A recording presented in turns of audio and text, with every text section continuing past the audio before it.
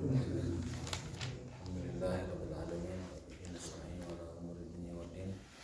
Asyhadu an la ilaha illallah wahdahu la syarika lahu wa asyhadu anna Muhammadan abduhu wa rasuluhu wa la nabiyya ba'dah. Adala amanah wa ballagha risalah wa nasaha wa jahada billahi haqqa jihadih hatta atahul yaqin. Tarakana 'ala al-mahjatil bayda lailuha kanahariha la yazighu anha illa halik. Sallallahu alaihi wa sallam ala nabiyyina Muhammadin wa alihi wasallam. Allahumma subhanaka la ilma lana illa ma 'allamtana wa 'allimna ma yanfa'una wa zidna ilman. Allahumma rabbana atina fid dunya hasanah wa fil akhirati hasanah wa qina adzabannar wa adkhilna al-jannata ma'al abrar ya azza wa jalla ya rabbal alamin.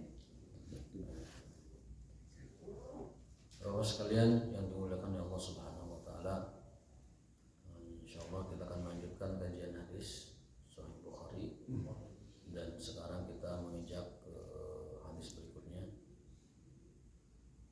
Hadis tentang masih tentang bab salat ya. Bahwasanya orang bersujud itu tidak boleh berposisi seperti anjing ya. Saya akan bacakan hadisnya di sini. An Anas bin Malik an Nabi sallallahu alaihi wasallam qala ittajilu fi sujud wa la yabsut dhira'ihi kal kalbi wa idza bazagha fala yabzughanna baina yadayhi wa la an yaminihi fa innahu yunaji rabbahu. Ini hadis sebenarnya hadis tentang al-musalli yunaji rabbahu, bahwa orang itu ketika sholat itu sedang menghadap Tuhannya. Orang sholat itu sedang menghadap Tuhannya, maka dia tidak boleh meludah atau mengeluarkan hembusan napas yang kencang begitu selain napas yang biasa ke arah depannya. Kalau terpaksa harus meludah atau bersiul ataupun membuang kotoran dari mulut atau bernapas kencang, itu ke arah kirinya, ke arah kiri ataupun ke sorbannya, tidak ke arah depan karena dia sedang ada di hadapan Allah Subhanahu wa taala. Kalau batuk juga masuk kategori ini sebenarnya, lebih baik ke arah kiri karena ketika orang sholat itu yunaji rabbahu, sedang berdialog dengan Allah SWT. Ya cuman kalau ke kiri itu kan kita berjamaah, kadang orangnya mungkin agak kurang nyaman gitu ya. Ya makanya minimal sholat itu dua ini. Di antara fungsi ini adalah kalau kohah batuk itu bahasa Arabnya kohah, bahasa orangnya keh gitu. Keh gitu. Arabnya koh. Arabnya koh, Indonesianya keh. Itu pakai surban, tutup pakai surban. Iya. Jadi terjaga. Kan kita tidak selamanya pakai masker karena zaman sekarang ribet pakai masker. Dari dulu pakai dulu, kecuali mungkin yang biasa. Multifungsi ya. Multifungsi ini. Jadi serban balik kali. Bisa juga kalau panas cuacanya bisa dielapkan ke muka, keringat ya. Bisa juga untuk alas sujud dan sebagainya. Multifungsi surban. Makanya Nabi SAW di antara anjuran sunnahnya dalam sholat itu adalah senantiasa pakai surban, pakai surban. Tidak mesti yang surban yang yang bagus, yang penting surban aja. Ayam 20.000 ayam surban. Ayam 50. Ayam langsung saya ayam 100. Yang penting pakai surban. Setidaknya ngembaliin sunnah aja. Anu ke maksudnya. Anduk pilih pami anduk komono bodas pilih disangki tukang bakpao. Tukang bakpao sami teh. Anu sok ngidar ngudiling bakpao itu mirip itunya Pak. So, handuk yang bodas teh. Kenek juga sama, supir juga sama sorban. Tapi itu bukan sorban, itu mah handuk kesang. Itu mah handuk kesang. Jadi bukan yang ini tapi ini sorban. Ada sorban di rumah kita tersedia, setiap kali sholat pakai. Satu itu menambah pemandangan, memandang estetika untuk sholat ya. Yang kedua multifungsi. Ya, jadi itu hikmah kenapa Rasul selalu menganjurkan kita bersorban. Satu estetika, orang pakai sorban itu lebih pas kalau sholat. Yang kedua adalah multifungsi sorban itu. Nah, di dalam hadis tersebut ada larangan berikutnya, wala yabsutu, dan janganlah seseorang yabsutu membentangkan zira'aihi lengannya kal kalbi seperti anjing. Jadi sujudnya gini. Masih ada sering kita melihat orang sujud begini. Itu sujudnya anjing dilarang dalam sholat. Nah, sholat itu ya besutuk merenggangkan seperti ini. Gini ataupun gini. Kalau jamaahnya kira-kira paham semua ya sesuai dengan Nabi, merenggangkan agak lebar selurus bahu. Kalaupun tidak ya nggak apa-apa, agak sempit. Yang penting jangan kalbi seperti anjing membentangkan sikunya lengannya. Itu larangan. Wala an yaminihi wala yabsutu dzira'ihi, janganlah seseorang di antara kalian membentangkan lengannya kalbi seperti anjing. Wa idza bazagha fala yabzughanna baina yadihi wala an yaminihi fa innahu yunajrabahu. Dan tidak meludah atau tidak meniup sesuatu. Kalau terpaksa maka lakukan itu ke arah kiri karena dia sedang bermunajat dengan Tuhan. Apa itu munajat? Munajat itu adalah dialog antara dua pihak yang sangat rahasia, sangat privat sekali. Salat itu adalah dialog kita dengan Allah yang sangat privat, yang sangat personal, yang sangat rahasia. Maka nikmati itu, rasakan kita sedang munajat dengan Allah Subhanahu wa taala. Munajat itu tidak ada bahasa Indonesianya itu. Sudah munajat aja udah. Kenapa? Kalau diartikan dialog bukan dialog, diskusi bukan diskusi. Kemudian berkomunikasi bukan berkomunikasi. Jadi munajat itu adalah semacam komunikasi dua pihak yang sangat-sangat privat dan personal. Hanya mereka yang tahu dan hanya mereka yang dengar. Memanjakan Dengan suara lirih bahwa kita sedang mengadukan keluh kesah kita kepada Allah, sedang meminta kepada Allah dan sedang mengagungkan dan membesarkan Allah SWT. Jadi sangat personal, sangat privat. Maka nikmatilah situasi atau kondisi semacam itu. Jangan disibukkan dengan yang lain. Kamu disibukkan dengan nyiduh, dengan koh-kohah tadi batuk ya, dengan bersiul atau menghembuskan angin atau lain sebagainya. Jangan disibukkan dengan hal semacam itu karena itu dapat mengganggu munajat seseorang kepada Allah Subhanahu wa taala. Kemudian tema berikutnya adalah al-ibradu bidzuhri fi syiddatil har. Kita ini oleh Rasul dianjurkan, sangat dianjurkan. Kalau cuaca masih panas, akhirkan sholat sampai cuacanya adem. Banyak hadisnya, ini saya hitung ada berapa nih, tapi beberapa aja saya bacakan di sini. Bahkan Imam Bukhari menuliskannya sampai satu bab, satu tema khusus tentang dianjurkannya mengakhirkan waktu sholat ketika panas sedang sangat panas-panasnya. Kenapa? Karena panas semacam itu adalah bagian dari panasnya jahanam. Jadi panas dunia yang begitu menyengat itu salah satu bagian dari panasnya jahanam. Maka Nabi memerintahkan sahabat, abridu, biarkan, tangguhkan sampai waktu agak dingin baru kita sholat. Saya akan bacakan beberapa hadisnya. Ini hadis dari Abu Hurairah radhiyallahu taala anhu dan Nafi Maula Abdullah bin Umar. Ini hadisnya yang saya sering sebut dengan hadis dengan mata rantai sanad yang paling tinggi ya.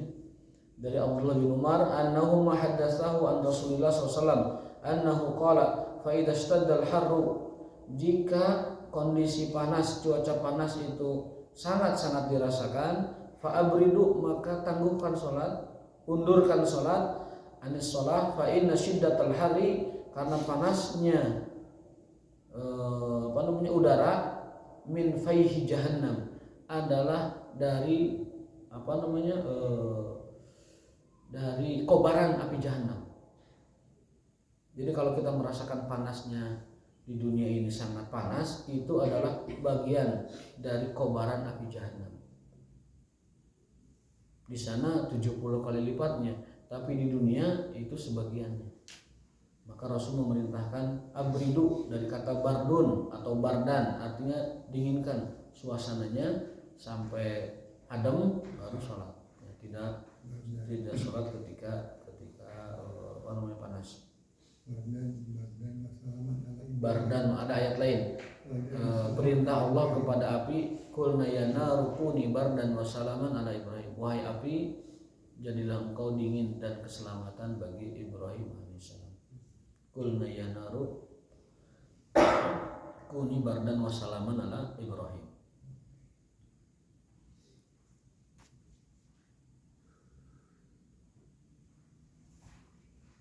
Berikutnya adalah hadis masih tentang makna yang sama. Ada seorang sahabat, ini riwayat Abu Dzar Al-Ghifari, ada seorang sahabat azana muazzinun Nabi SAW az-zuhra faqala abrid. Jadi ada sahabat saking semangatnya adan pas tengah-tengah panas teh saurang kela sinati isela kela. Oh nya tuh calik mainan teh geus calik teh celeung teh adan deui masih panas padahal kela abrid kalem kayak panas keneh. Nah gitu sampai 2 kali ditegur oleh Nabi SAW. Bahasanya abrid itu dinginkan abrid kalem tunggu sampai dingin gitu. Abrid au qala wantazir kela tungguin dagoan kadap dagoan wa qala syiddatul hari min faihi jahannam, karena panasnya dunia adalah bagian dari kobaran jahannam. Fa idza staddal haru fa abridu anis shalah, maka apabila cuaca sedang panas tangguhkan sholat, akhirkan sholat sampai adem. Bahkan dalam hadisnya hatta ra'aina fai'at talul, sampai kita melihat ada bayangan. Maksudnya bayangan itu mata sudah condong, kita sudah lihat bayangannya. Kalau mata di atas kan nggak ada bayangan, kalau udah condong bayangan kita kelihatan. Ini sunnah dianjurkannya kalau waktu zuhur itu masih panas, maka biarkan dia sampai adem dulu. Karena panasnya dunia adalah bagian dari kobaran jahannam. Bahkan Nabi pernah menghentikan orang yang adan supaya tidak adan dulu sampai 2 kali. Abrid tenang, dinginkan, tangguhkan, kalem. Dengan bahasa lain intadir, tunggu. Seperti itu. Maka ini peringatan Nabi ini suatu yang serius.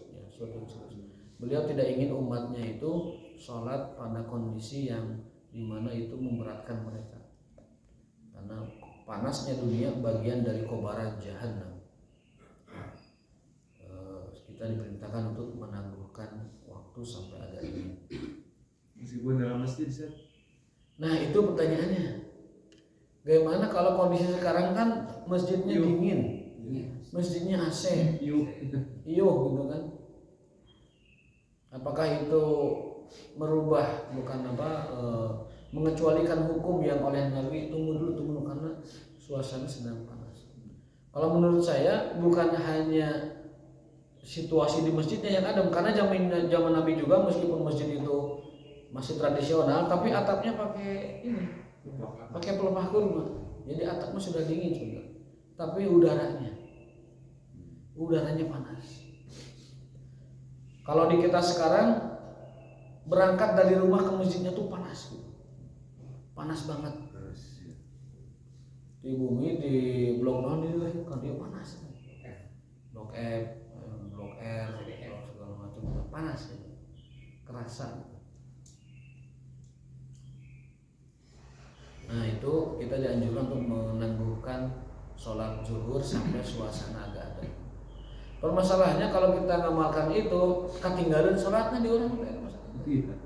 Dan ada tetap sesuai dengan jadwalnya gitu. Karena kita matok jadwalnya kepada hisab yang sudah baku. Jadi tidak bisa kita tekad dengan mengamalkan waktu sholat yang alami begitu. Ayo dulu mah alami sesuai keputusan Rasul. Mau ada ditahan sama Rasul biasa gitu. Tahan dulu, panas kene.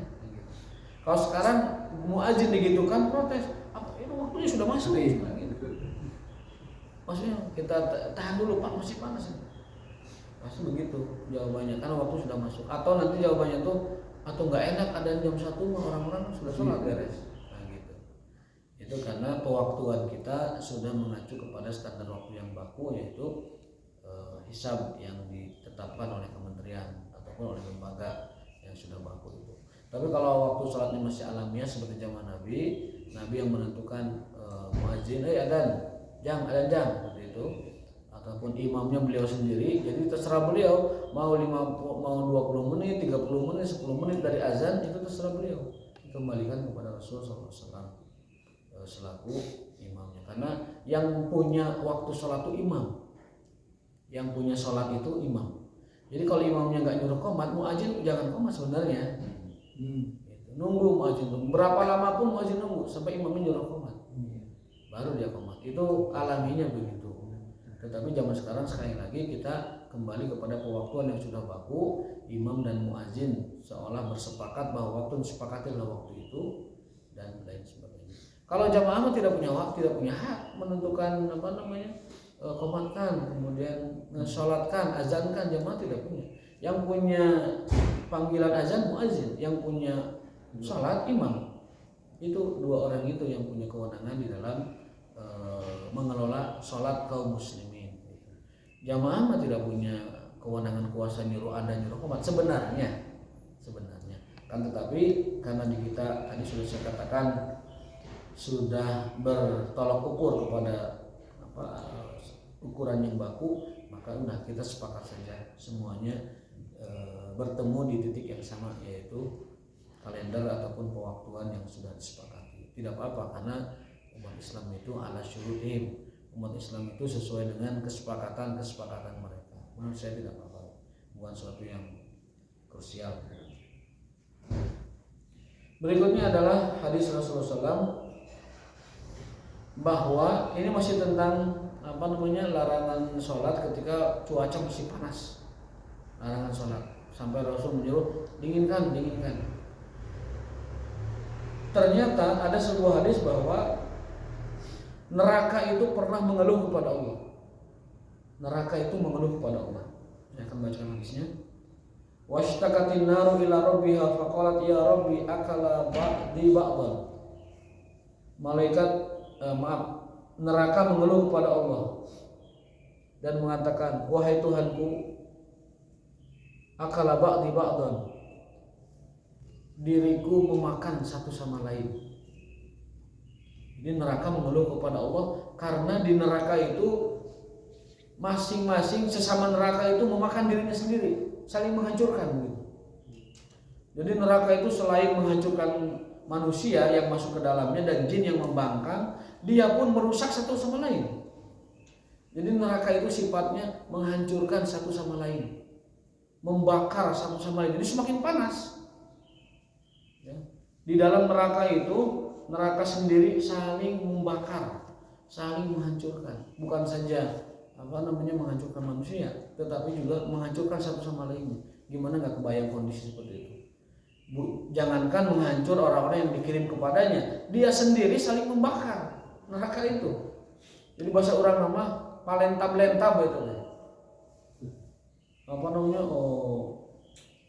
Saling membakar satu sama lain. Ya Allah, ini keluhan neraka mengeluh kepada Allah. Ya Tuhanku, kami neraka ini saling membakar satu sama lain. Fa'adzina laha binafsain, lalu mereka meminta izin untuk bisa bernapas minimal setahun 2 kali. Lalu Allah mengizinkan kepada neraka untuk berhembus, bernapas bahasa kitanya, sebanyak 2 kali setahun. Yang pertama, neraka itu bernapas ketika musim panas. Yang kedua, neraka itu bernapas ketika musim dingin. Kalau panas banget kerasa oleh kita juga. Kalau dingin banget kerasa juga oleh kita. Berarti neraka itu bukan hanya panas, tapi dingin juga ada.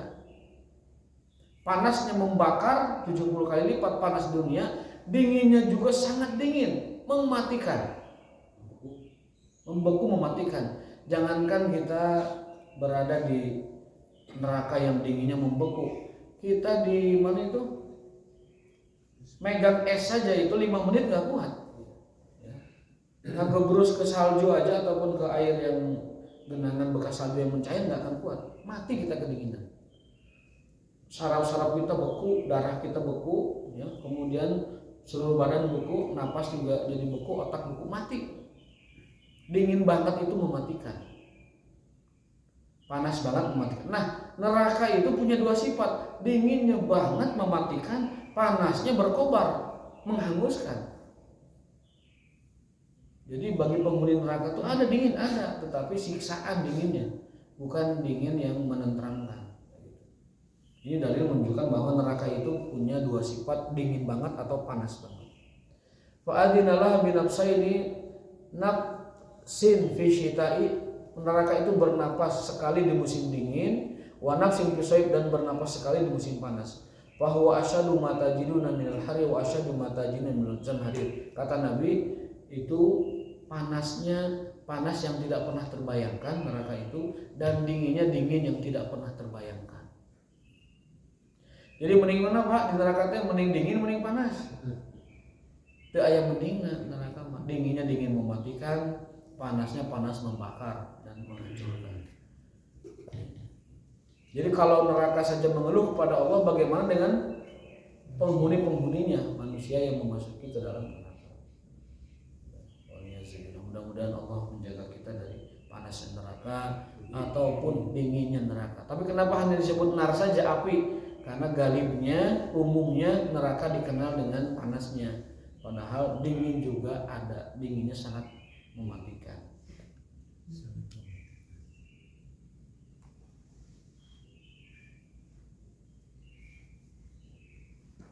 Nah, berikutnya adalah bab waktu zuhri inda zawal. Bab tentang waktu zuhur itu adalah ketika matahari sudah condong ke barat.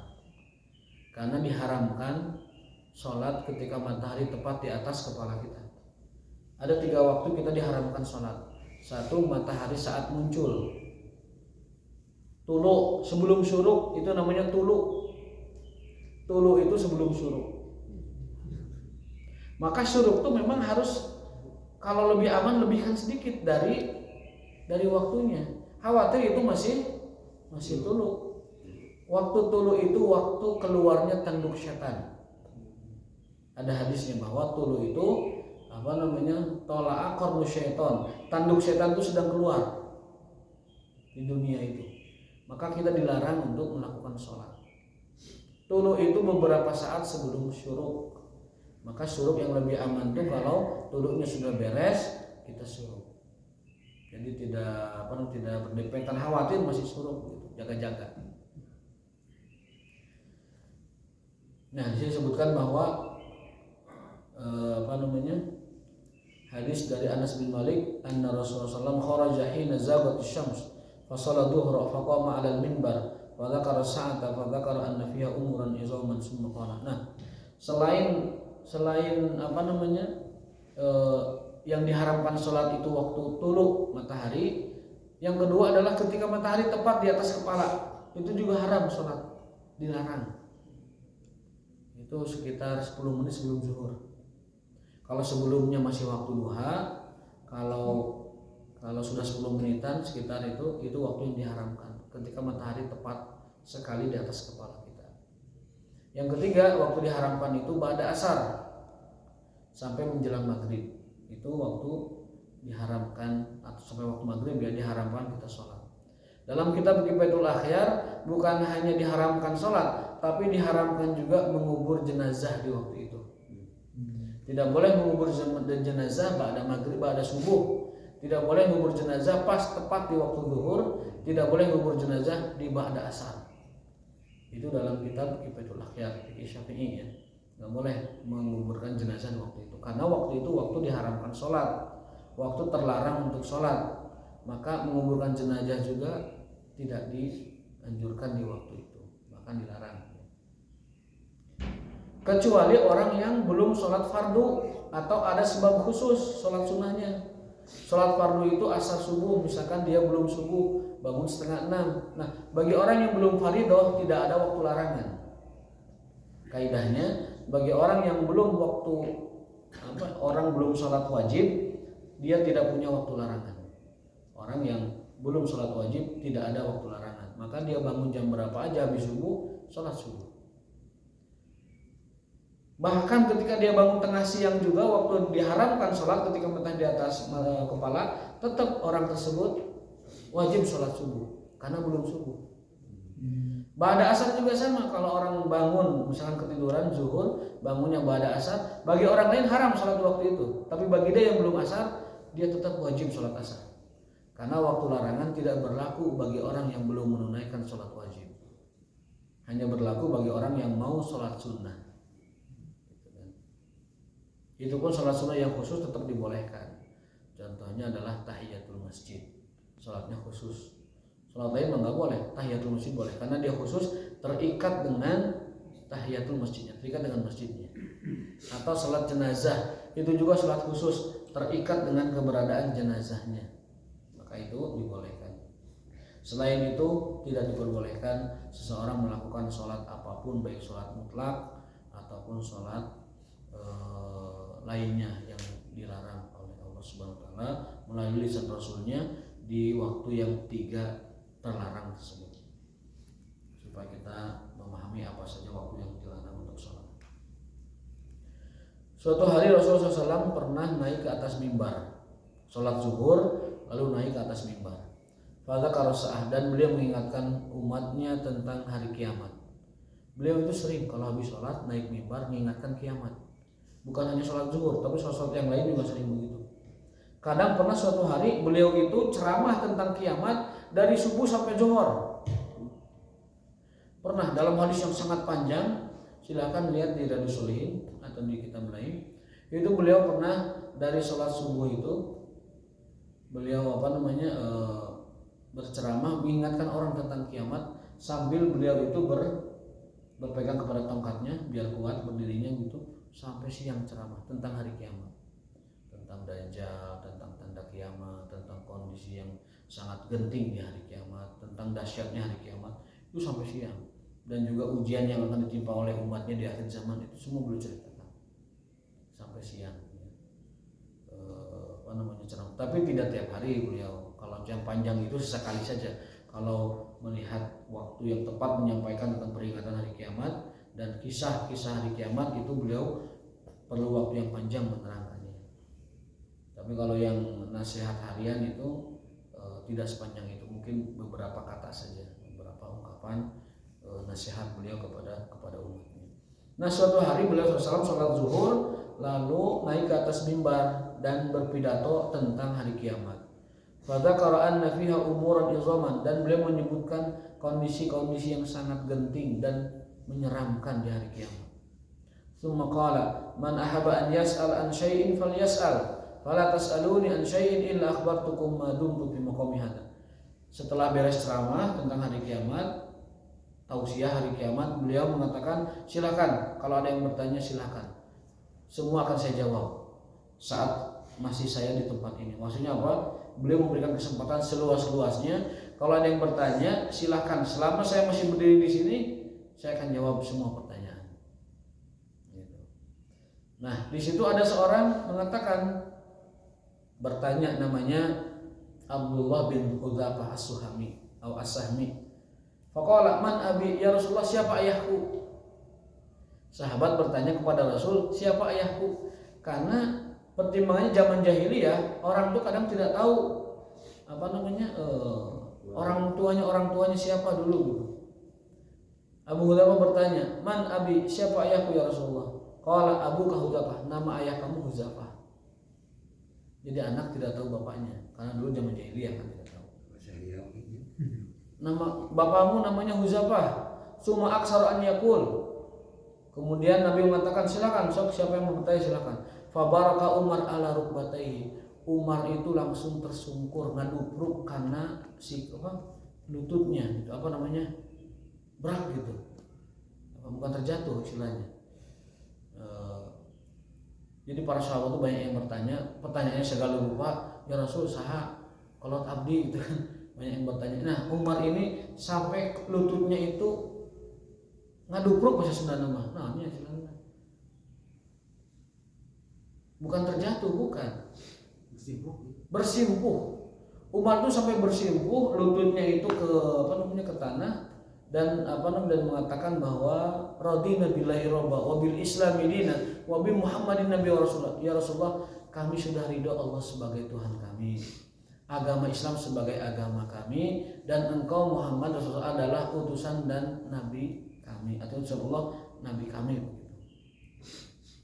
Karena Umar membaca firasat itu bahwa Nabi bertanya seperti itu, nyuruh kita untuk banyak bertanya, itu bukan sebuah kesempatan untuk bertanya banyak hal kepada Nabi, tapi itu Nabi ingin menegaskan bahwa seluruh yang aku sampaikan terkait agama sudah aku sampaikan.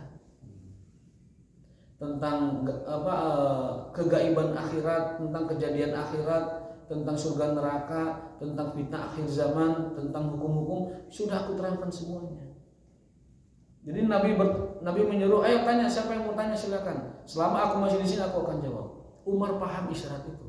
Akhirnya beliau bersimpuh dan lututnya itu tersungkur ke tanah dan mengatakan, ya Rasulullah, kami ridho Allah sebagai Tuhan kami, Islam sebagai agama kami, dan engkau sebagai nabi kami. Sebagian sahabat tuh bisa ada yang bertanya itu. Pada bertanya siapa ayahku, apa ini. Umar enggak, dia bersimpuh, ya Rasulullah, kami ridho engkau sebagai nabi kami, Allah sebagai Tuhan kami, dan Islam sebagai agama kami.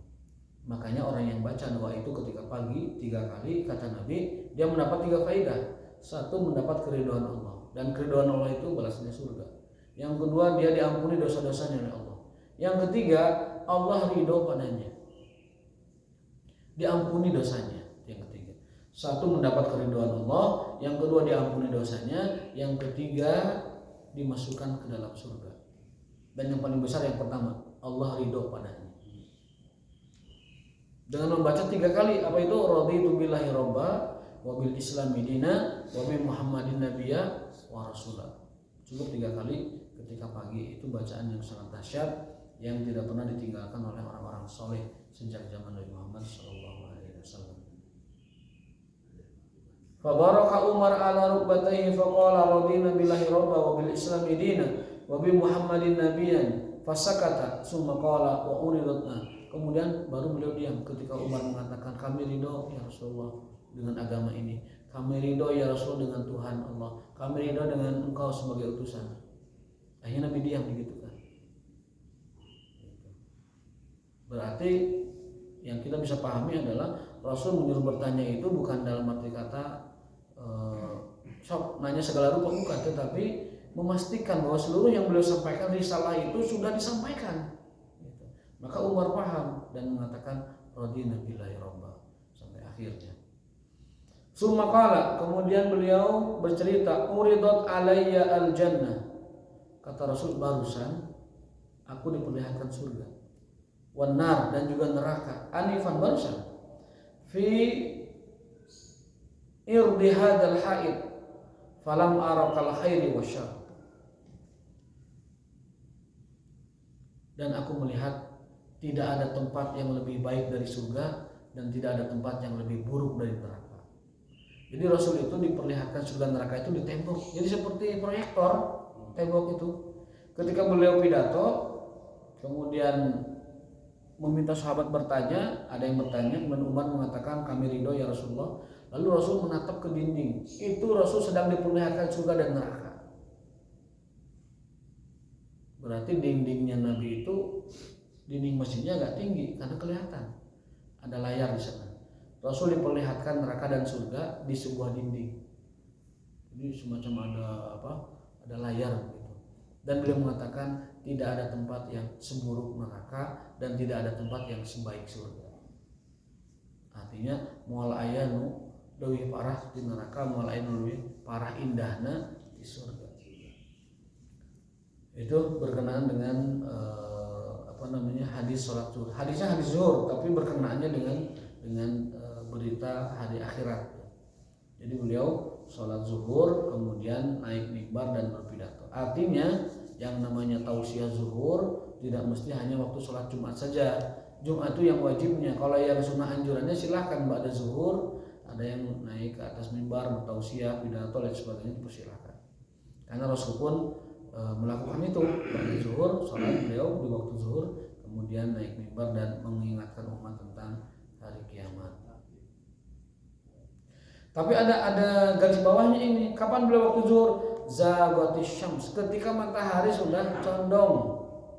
Itu inti bahasan kita. Ketika matahari condong, itulah waktu zuhur. Kalau masih panas-panasnya, masih bahasa kita itu masih terang-terang, masih panas-panasnya, masih membakar kepala, itu kalau masih lurus bukan waktu zuhur, itu diharamkan sholat itu.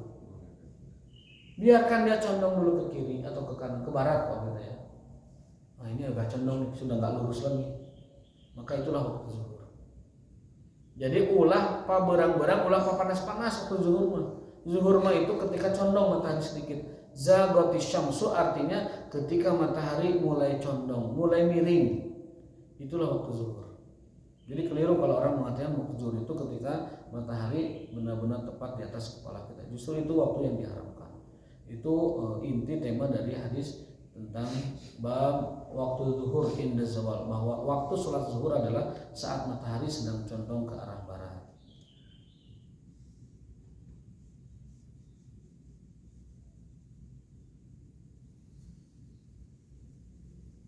Nah kemudian ini tentang sholat isya nih, tambahan nyelip di waktu zuhur tapi ada sholat isya nya.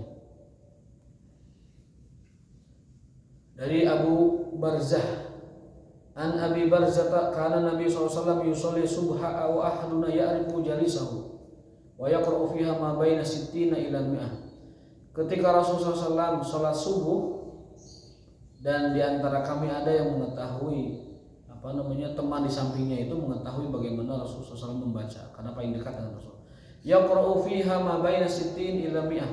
Beliau sering membaca dalam subuh itu ayatnya 60 sampai 100 ayat.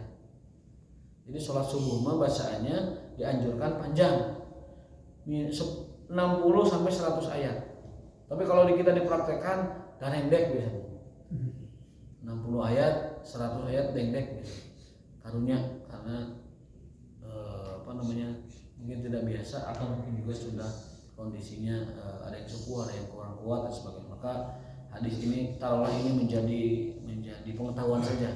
Kalau dipraktekkan juga silahkan, kalau tidak juga tidak apa. Rasulullah SAW sholat subuh itu dengan ayat 60 sampai 100 ayat. Wa yusalli dhuhra idza zalat syams, dan sholat zuhur ketika matahari sudah miring, sudah condong ke arah barat. Wal asri wa ahaduna yadhhabu ila aqsal Madinah raja'a wa syamsu hayyah. Nah, adapun sholat asar beliau kadang melakukannya ketika matahari masih agak tinggi bahkan. Jadi ketika waktu asar itu misalkan 3:30 itu kadang ketika matahari masih agak tinggi beliau melakukan sholat asar. Sudah waktu sholat asar, tetapi di awal-awal banget itu tidak apa-apa untuk sholat asar. Tapi zuhur anjurannya diundurkan sedikit ketika matahari tidak sedang panas-panasnya. Karena ada istilah ketika hidup sedang capek-capeknya, matahari sedang panas-panasnya, kita mesti ke masjid. Nah ini kalau mau diamalkan juga nggak apa-apa, waktu zuhur agak sedikit diundurkan boleh. Tapi kalau sulit kondisinya dan lain sebagainya, tetap dengan waktu yang sudah kita sepakati. Nah adapun sholat isya tadi, zuhur ketika matahari condong, asar itu ketika agak tinggi malah tidak mesti diakhirkan tapi tepat pada waktu. Wa nasitu maqala fil maghrib wa la yubali bi ta'khir isya. Beliau tidak keberatan, Nabi tidak keberatan seseorang itu mengakhirkan waktu isya bahkan sampai 1/3 malam pertama, artinya jam 12 malam. Sholat isya itu justru asli waktunya jam malam, itu aslinya. Asli waktu isya itu jam malam. Tetapi karena khawatir memberatkan umat, waktu atamah itu sekitar jam 12 malam, Nabi memilih untuk udah di awal waktu saja, jam 7 sampai 7:30. Tetapi kalau mau afdal-afdalan, kalau mau sepakat jamaahnya sepakat semua isya jam 12. Tapi kan kita nuju turu kan, orang tangi gitu kan. Terus dijawab yang gitu. Jadi angel kalau sholat jam 12. Angel. Langsung tahu. Nah makanya di beberapa wilayah atau mungkin di beberapa pesantren pengawasan kadang itu diakhirkan isya tuh tengah malam. Karena Nabi nggak keberatan, bahkan kalau kita baca hadis yang lain al-atamah itu waktu sekitar jam 12 malam, itulah waktu isya yang sebenarnya. Waktu isya yang paling asli, paling sebenarnya itu tengah malam. Hanya saja Rasul khawatir memberatkan umatnya, akhirnya sudah isya itu sudah di awal waktu saja, jam 7:30 atau jam 7 ketika waktunya. Ila sulusil laili, ketika 1/3 malam pertama jam 12-an. Summa qala ila syatril lail, ke tengah malam. Wa qala Mu'adz qala Syu'bah laqituhu marhu wa qala au sulusail. Jadi tengah malam atau 1/3 malam itulah waktu isya. Tetapi tadi khawatir memberatkan, Nabi akhirnya menyarankan nggak apa-apalah di awal waktu sholat seperti itu. Artinya kalau kita sepakat mau sholat isya malam-malam boleh, Tapi kalau tidak sepakat ya udah berarti kita kembali ke awal, sholat isya jam 7. Jadi maksudnya ini mungkin bagi orang yang punya hajat, punya kebutuhan, dia harus istirahat dulu tidak apa-apa. Nanti tengah malam bangun. Karena itulah sebenarnya waktu isya. Pulang dari kantor misalkan jam 6:30, blok ketiduran. Dan bangun jam 12 malam. Nah, itulah sebenarnya waktu isya gitu. Isya namanya al-atamah. Waktu tengah malam. Syatrul lail tengah malam. Sulusail sepertiga malam. Di malam yang sepertiga. Nah, itu beberapa hadis tentang waktu-waktu sholat. Nah, mudah-mudahan dapat kita jadikan pelajaran. Satu lagi, Rasul bersabda tentang sholat asar. Tadi subuh udah, Alhamdulillah sekarang waktu asar. Beliau berbicara tentang waktu asar. Hadisnya adalah alladzi tafutuhu sholatul asri fa ka'annama wutira ahluhu wa maluhu. Barang siapa yang terlewat sholat asar ataupun tidak kebagian sholat asar, maka dia celakalah keluarga dan hartanya. Walladzi tafutuhu, orang yang kelewat sholat asar atau terlambat sholat asar, fa ka'annama, maka seolah wutira, binasa ataupun hilang harta dan keluarganya. Jadi kata Nabi, orang yang sholat asarnya itu lalai, dia itu seperti kehilangan keluarga dan harta bendanya. Orang asar pengiring jamaah atau asar tepat pada waktu atau lalai asar sampai menjelang maghrib, kata Nabi orang itu seperti orang yang kehilangan keluarga dan harta bendanya. Sangat rugi kalau kita kehilangan harta dan keluarga kita. Paling sedih kehilangan keluarga. Nah, orang yang kehilangan asar sama dengan orang yang kehilangan keluarga. Rugi. Nah, orang yang kehilangan asar sama dengan orang yang kehilangan harta benda. Ruginya. Tapi orang zaman sekarang tidak menyadari itu. Dia pikir lebih berharga keluarga dan hartanya. Padahal sholat asar lebih berharga dari harta dan keluarganya. Buktinya lebih mengatakan begitu. Yang kehilangan asar, yang sia-sia asarnya, yang tidak sempurna asarnya, baik waktu atau pelaksanaannya, dia seperti kehilangan keluarga dan hartanya. Maka kita jaga betul sholat asar. Wallahu ta'ala bishawab wa ma taufiquna illa billah. Tutup dengan Rabbana atina fid dunya hasanah wa fil akhirati hasanah benar. Subhanallah wa bihamdika asyhadu an la ilaha illa anta astaghfiruka wa atubu ilaik. Wassalamualaikum warahmatullahi wabarakatuh.